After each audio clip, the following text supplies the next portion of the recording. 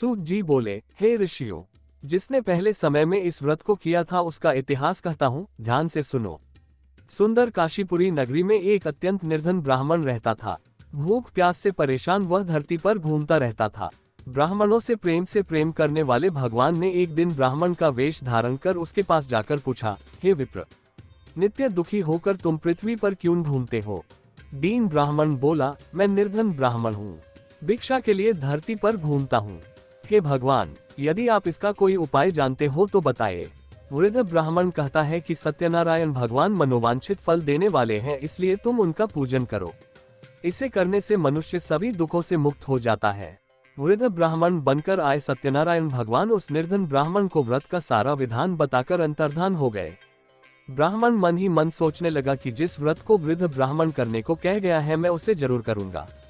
ये निश्चय करने के बाद उसे रात में नींद नहीं आई। वह सवेरे उठकर सत्यनारायण भगवान के व्रत का निश्चय कर भिक्षा के लिए चला गया। उस दिन निर्धन ब्राह्मण को भिक्षा में बहुत धन मिला, जिससे उसने बंधु बांधवों के साथ मिलकर श्री सत्यनारायण भगवान का व्रत संपन्न किया।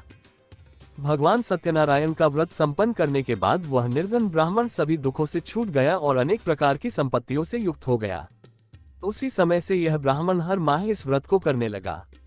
इस तरह से सत्यनारायण भगवान के व्रत को जो मनुष्य करेगा वह सभी प्रकार के पापों से छूटकर मोक्ष को प्राप्त होगा। जो मनुष्य इस व्रत को करेगा वह भी सभी दुखों से मुक्त हो जाएगा। सूत जी बोले कि इस तरह से नारद जी से नारायण जी का कहा हुआ श्री सत्यनारायण व्रत को मैंने तुमसे कहा। हे विप्रो, मैं अब और क्या कहूँ? ऋषि बोले, हे मुनिव, संसार में उस विप्र से सुनकर और किस किस ने इस व्रत को किया, हम सब इस बात को सुनना चाहते हैं। इसके लिए हमारे मन में श्रद्धा का भाव है। सूत जी बोले, हे मुनियों, जिसने इस व्रत को किया है वह सब सुनो। एक समय वही विप्र धन व ऐश्वर्य के अनुसार अपने बंधु बांधवों के साथ इस व्रत को करने को तैयार हुआ। उसी समय एक लकड़ी बेचने वाला बूढ़ा आदमी आया और लकड़ियां बाहर रखकर अंदर ब्राह्मण के घर में गया।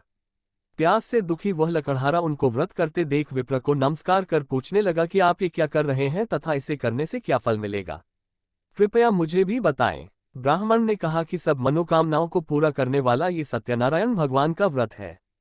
इनकी कृपा से ही मेरे घर में धन धान्य आदि की वृद्धि हुई है। विप्र से सत्यनारायण व्रत के बारे में जानकर लकड़हारा बहुत प्रसन्न हुआ। चरणामृत लेकर वह प्रसाद खाने के बाद वह अपने घर गया।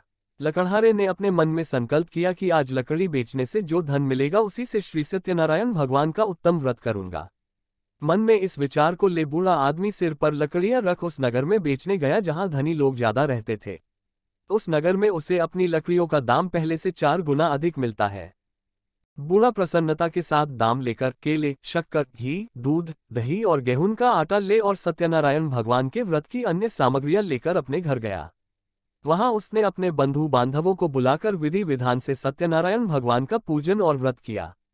इस व्रत के प्रभाव से वह बूढ़ा लकड़हारा धनपुत्र आदि से युक्त होकर संसार के समस्त सुख भोग अंतकाल में बैकुंठ धाम चला गया।